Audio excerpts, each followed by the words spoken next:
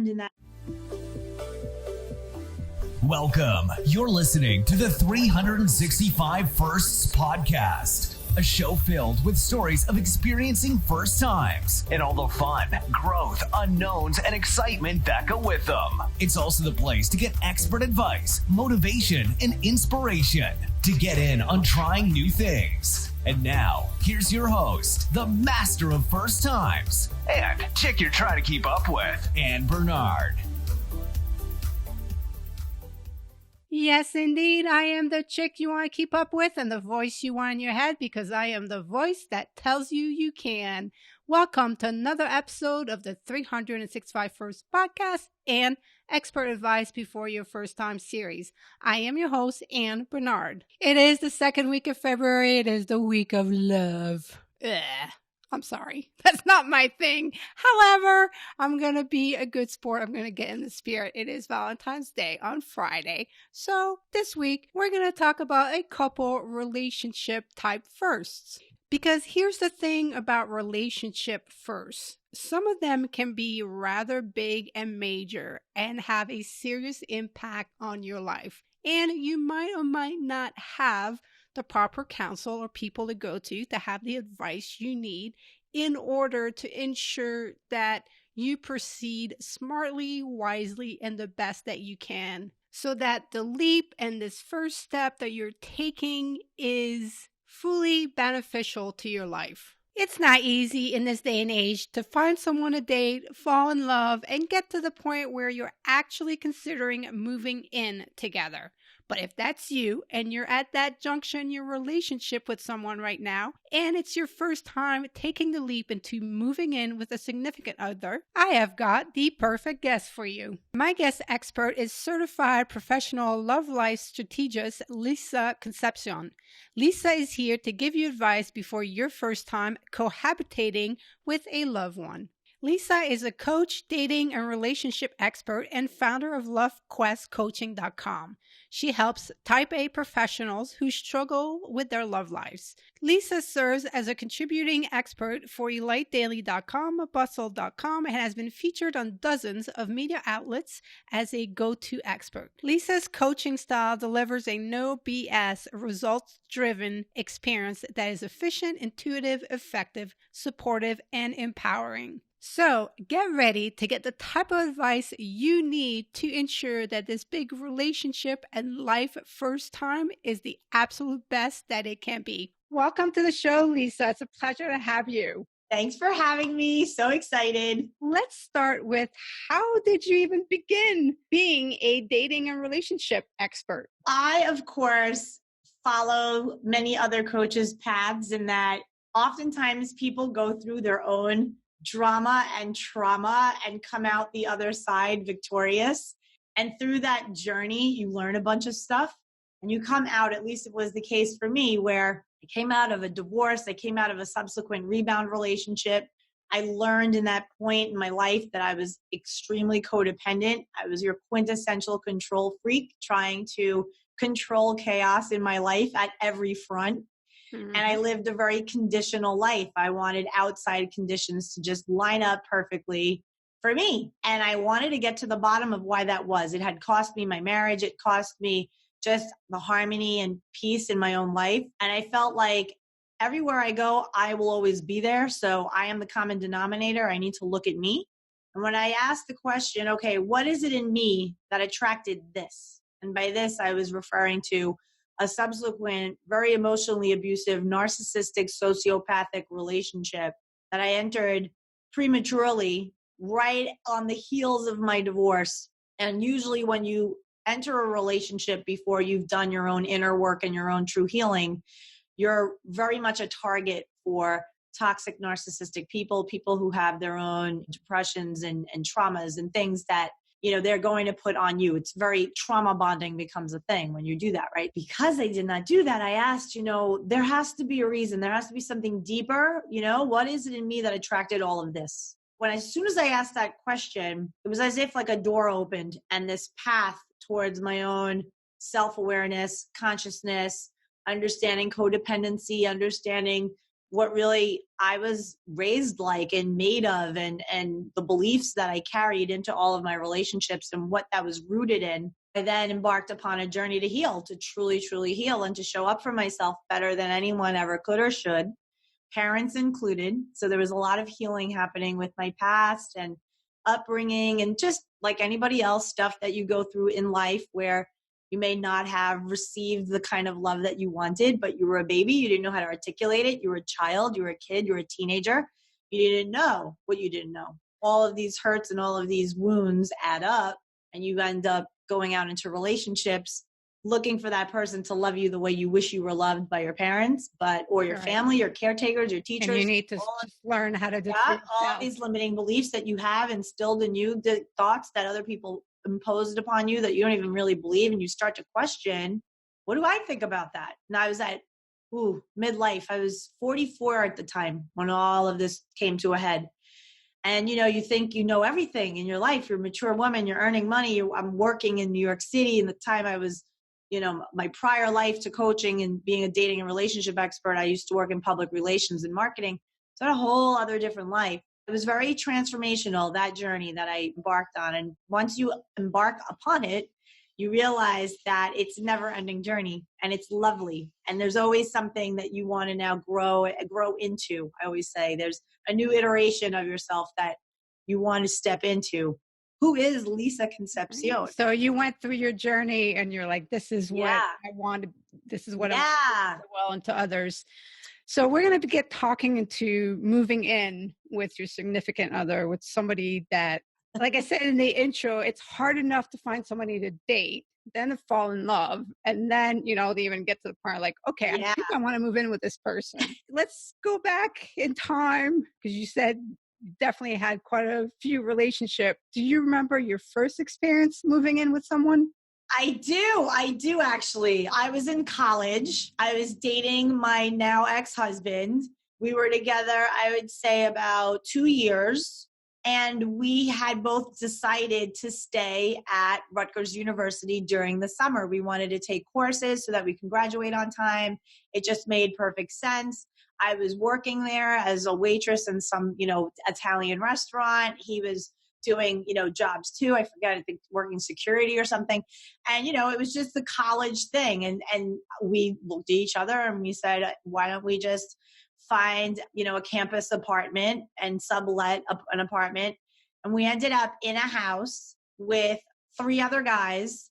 And he and I took a room. So I was the only girl in a house of 4 men total with 1 bathroom. Oh, Lord. And then he and I shared a room. So that was really like the first entree into living together, although it's a very different thing when you're living together in that setting where it's just college and you're like having a mattress on the floor and you're just, roughing it, versus really merging lives. That is a great story, Lisa, of how your first experience moving in with somebody. And you're right, that mattress on the floor at college, that's one thing. But now we're talking about seriously considering moving in with someone that you see a future with. Let's get to talking about what should you do before you sign the lease and you really move forward. What's the first step in the conversation that needs to happen? Well, this is great and very timely because I'm in a relationship presently, new relationship, 4 years. And now I'm 49 years old. My significant other is 54. And we are talking now about the planning part of moving in together. First things first, you got to get your money on point. You got to get really, really clear about your living expenses, what you could truly afford. The last thing you want to do is get yourself in a situation where one person is completely 100% in charge of the finances and the other person is just kind of the filler money, the fun money.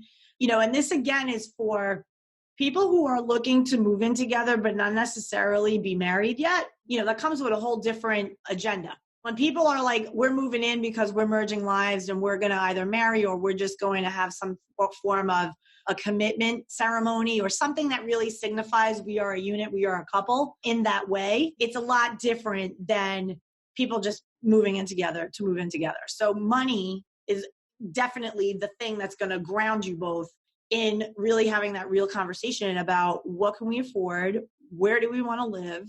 What are the deal breakers that you have for a living arrangement? What are mine? And just really getting that all out on paper so that you can determine realistically where you're going to go and what you're going to spend on this living arrangement. Yeah, and that's something as a first timer, if you've never moved in with anyone before, you might not even think about doing that, but it is a very important first step to take is to understand what you can afford, because what's a big stress on a relationship? What the biggest stress, isn't it? Finances, Absolutely. money? Yep. Sex and money. Sex and money. So to get the money portion out of the way. So once you do sit down, you have the conversation, you get it in writing, what is the next step? What's something else that the couple needs to discuss? For your own knowledge, it's important that you look at your state laws and laws about cohabitation. It's important to do your research on that. Some states have common law practices that if you live together for more than 3 years, if you live together for 4 years, 6 years, 7 years, it really depends. You're entitled to certain things. Now, again, are you renting together? Are you buying? Are you putting like down payment on a home, a condo? Really have to start getting into the thick of legaling up and really understanding your rights as far as what your state is all about. And when you're merging lives this way, how to draft something of an agreement if you're not necessarily getting married, but if you're just going to be living together, what does that look like on paper? And I know it takes the whole romance out of the whole thing, but you know what? Better to enter it maturely and just having all of the facts than to be blindsided. And also, many people end up having their finances obliterated simply because they moved in with somebody and now that didn't work out. And now they're in a situation where they can't leave because they'll break a lease. If they break a lease, then they owe this other person, thousands of dollars. Then there's furniture involved. I mean, you want to really get into it. It's what happens if this does not work out? And nobody wants to have that conversation. Granted, the intention is never to go in something that it's going to break, it's going to end. You want to be realistic and you want to say, okay, I adore you and this is going to be amazing. We're going to have a great life, a great time, and this is going to be wonderful. However, in the event that something happens, how are we handling all this furniture that we just bought? How are we handling, right? So it's a matter of having these open conversations with love and kindness and really collaboration as a team. And you don't want to open up the room or the discussion to anything negative, but you just want to be like, listen, I adore you and I want to make sure that we're both on the same page should anything happen, right? Now, I'm sure as a relationship and dating expert, you've probably ever had some clients after a month, 2 months, they're like, Lisa, I'm in love and I'm ready to take the next step with this person. What are your thoughts on that? I'm a fan of allowing an entire 4 seasons and a full rotation around the sun before making any major decisions in a relationship. I think there's just something about the 4 seasons of the year, and I live in Miami, it's summer all the time, but I do believe that there are different 90-day chunks of time that then add up to a full year, that in that quarter, in each quarter, there are things that happen in our lives that change us, that allow us to influence the other person, allow us to really observe the other person. I'll give you an example. The first 3 months really should be all about getting to know one another on a level of, is this person a match for where I'm going in my life? And am I a match for them? Do we have the same values? Do we want the same things as far as family? Am I on board with their career and the demands of their career? Are they on board for mine? So it's a lot of that, plus having fun and enjoying each other's company, seeing if the sex is compatible, all of these little things that happen in the first 3 months of the relationship, becoming exclusive. And then when it starts to get from the first 3 months to then the 6 months, that's when you start to introduce friends into the mix. You might have an office party or an event, a social event where you're now like going public with the relationship. And there's something so beautiful about pacing a relationship so that each iteration of these 3-month chunks, you're hitting on different milestones together at a healthy, normal pace. It's always a red flag when somebody starts to, I know you a month, I know you 3 weeks, you're the love of my life, let's move in together. It's a major red flag. And people don't heed that as a red flag. They jump all in and they think, oh, of course he loves me, I'm wonderful. And, oftentimes it's a recipe for disaster because there is too much that you still need to know before actually living with a person. This often comes up with people because they blur the lines between roommate and partner. Okay, so let's say it's somebody who's now in their 40s and they're a bachelor. They've been a bachelor. Maybe they had a girlfriend that they lived with for 4 years or whatever. They're looking at this as like, okay, I like this person. Let's see if she could be my, kind of like trial wife. Let's try it on and see.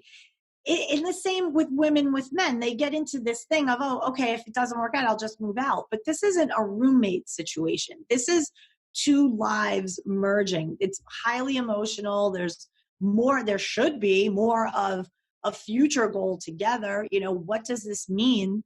We're not just, it's not a convenience. Right. And I think if it's your first time moving in with someone, it's one thing if you've had experience moving in with someone and going through the merging of the lives and then having to separate the lives, and you have all of that experience of what it's like, you're probably going to hesitate. You're going to be a little bit more gun shy. But if it is your first time, this is really great advice that you need to take heed and listen to, because it is to help you prevent having that big requirement to separate your life from someone that you jumped in, moving in with them too quickly.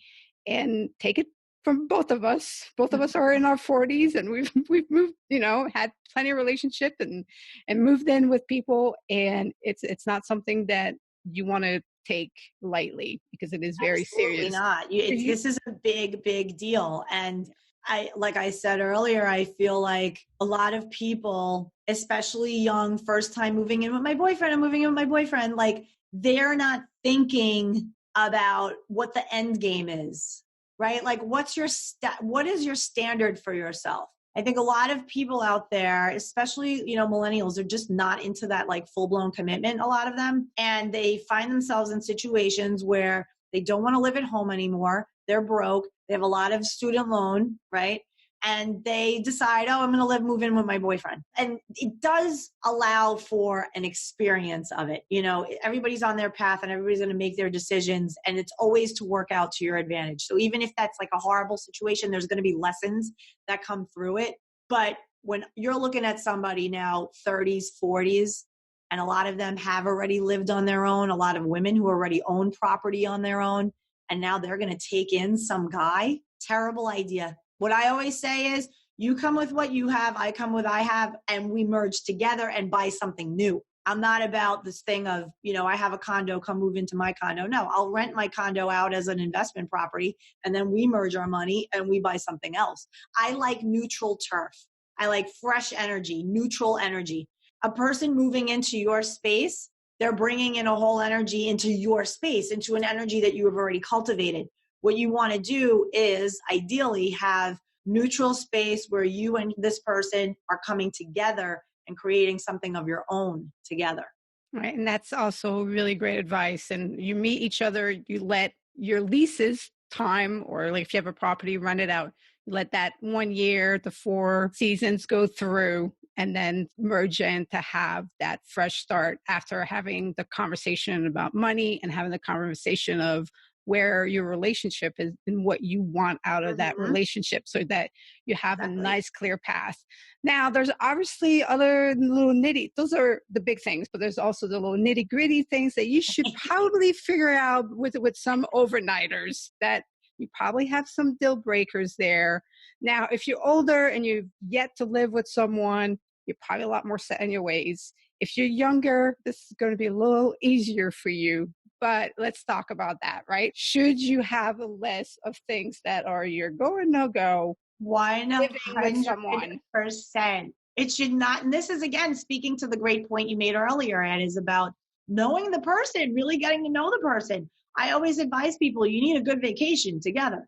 And by a good vacation, I mean like a few, and in a situation where you're together for like a week to 10 days and see how, are you in a hotel room? As a hotel room is small, right? But if you could like be courteous with one another and you have the same tolerance for cleanliness, messiness, like you're on the same page as, I had a situation with a client where she left her mascara and her makeup on the hotel, thing and had makeup all over. And he went crazy. He was like, he came to me and said, Lisa, oh my God, I can't even with this girl. I don't think I could take it to the next level. I said, why not? He's like, I'm 52 years old. My wife was impeccable. She wouldn't have makeup out anywhere. And now I'm in love with this woman. We're together 4 years. We went on vacations and she's a disaster. Everything all over the place in the hotel. That's what I'm going to move in with. That's what I'm going to live with. But he freaked out. So yeah, point is just definitely need to get a slice of life. It can come in weekends, taking turns staying at each other's places on the weekends. You get to see how a person is in your space, in neutral space, again, going on vacations. Yep. Also, certain things that come up with people is the food, like the way that you eat. Do you have a guy and he's like, okay, well, I'm into like, meat and whatever and carbs. And she's all about kale and keto and all this. And, now you're in a situation where how does that work? Does she have her own shopping thing that she buys her own food and prepares her meals and does her thing? Is he paying for that? Is it one big lump grocery bill? Because why am I paying for this expensive ridiculousness when I don't even eat that way? And she's like, well, why am I spending for your prime rib and your filet mignons? Like, I don't eat that way, right? So it could become a discussion. It's how do we handle the food bill? How do we handle eating? How do we handle all this, right? So it's a lot of day in the life. Do we have friends over? A lot of couples are like, no, we don't entertain. This is our fortress of solitude. We go out, we have fun, but we do not entertain. Other people, you're the party house. Everybody comes over. And if that's the case, whose friends are coming over and who's responsible for that? Like, it's a whole integrated thing, when you're really considering merging lives with somebody else. Laundry. Am I doing my own laundry? Or are we just lumping our laundry together and then we do it each other? Am I folding? Are you doing laundry? Like, especially after living on your own. I've been living on my own for 10 years. The only person who ever folded my Victoria's Secret underwear was me and my husband. And now, whole new guy and, dating for 4 years, that never happened. I haven't done his laundry. And I always say to people, I don't recommend doing wifey stuff without the title. So know what that is. When you're moving in with somebody, are you moving in as a girlfriend or are you moving in as a fiance? Are you moving in as a partner? What does that mean? What does that require for you? Do you need a ring, right? Do you want him to wear a ring? Do you want to wear rings? Like, how do you roll? What's important to you? How do you want to exist as a couple in the world under this? Your families also, you care about what your parents think. You might say you don't, but there's a level of respect that you want to still have for how you were raised, what you stand for, and if you're loosey-goosey with that and you're like, hey, let's move in, it's all good, then you can't complain, months in where you're being expected to do certain things or behave in a certain way that's very spouse-like when you're like, well, I'm your girlfriend, I'm not your wife. It could get a little dicey. So it's important to have those kinds of conversations and just get all the clarity up front about what this means to you. Do you have a list? We're going to capture all this, but on your site or I know because you have a really great YouTube channel and you cover some of this stuff. Do you have a list that the listeners will be able to go find that has all of this information? Well, I have something that's very customizable, which is great. So if there's somebody listening, watching, etc., they can come to lovequestcoaching.com. And there I do a free love life assessment where they can tell me about trying to move in with somebody and I don't know where to begin and whatever. And they can tell me their specific situation and get direct answers to their specific situation. Because everybody's arrangement is very different. No two relationships are the same. So I offer a little more flexibility so people can come to lovequestcoaching.com, click the button, complimentary love life assessment, and they can ask any kind of question that they have going on in their love life. And I'm happy to get back in touch with them with insights and ideas that can help them directly. Oh, that is awesome. Because we covered a lot and some people are probably like, this is so much, but hopefully it's getting, it's getting the wheel turning, getting you thinking. Exactly. And I don't know about you, but I'd rather, if this is going to be your first time, you are a little concerned about it than not, because better safe than sorry. Better safe than sorry. Exactly. Especially like I said, these days, people have narcissistic codependent dynamics happen in relationships where now you move in with somebody and it's Dr. Jekyll, Mr. Hyde. They turn into somebody completely different. And there you are like, wait a minute. It's like you got me in here and now you changed. It's very important. If the relationship is strong and the communication is amazing and you're on the same page while dating, then you can have these kinds of open conversations without any reservation, without any issue. And if you cannot, then that's a red flag, because when you live together, right? When you live together, you're 100% a team now. And anything is fair game to talk about. And if you can't do it while you're dating and the communication is lacking, that's definitely something to work on before you move in. Yeah. If you're afraid to express yourself with the person and you're thinking about moving in with that person, that is a huge red flag. And again, like you said, everyone needs to make their mistakes. However, I also think that it is wisdom. Well, how does the saying go? What wisdom is learning from other people's mistake, right? So it's not about you living, but actually learning from other people's mistake. And this show, I want to capture. That's why I have experts come on to give all this advice and pass along this wisdom. It's just, make your life easier and more successful and happier and more satisfying. So did I forget anything, Lisa? Is there anything else you want to pass along to the listeners? Have fun with it. Like my boyfriend and I have been looking at furniture. We've been looking online. I have a little folder of my Instagram with, the bedroom set I want and the ring and the whole thing. And, and have fun with it and allow it to evolve. But, that communication is everything. You want to be on the same page so that the expectations are met and everybody's great and everybody's happy. That is a high note and fabulous note to end on. However, I do have one more question for you. Okay. What is a first and new experience that is on your list? Well, a first and new experience that is on my list is definitely a trip to Italy. I am dying to go romantic to Italy, and I've never been, and I just want to eat my way all across Italy. I really enjoy the sights and just, something new and different for sure. Well, I definitely highly recommend it. I love Italy, and make sure that you do set at least 2 weeks. Like I would not go there with a minimum, at least 2 weeks. So have an awesome trip. I hope I will see some pictures of it on your social media. So I'll be on the lookout for that.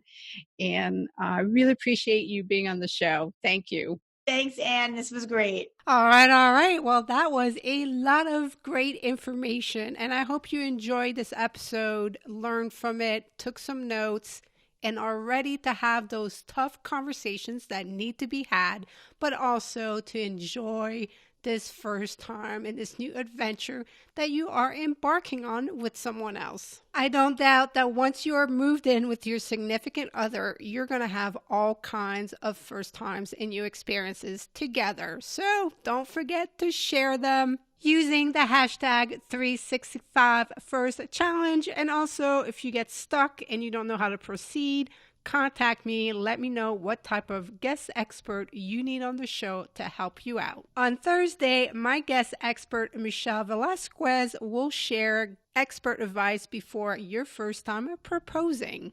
Now, if you haven't already done so, please subscribe to the show. While you're there, leave a review. Until we meet again, get out there and have some first times and new experiences.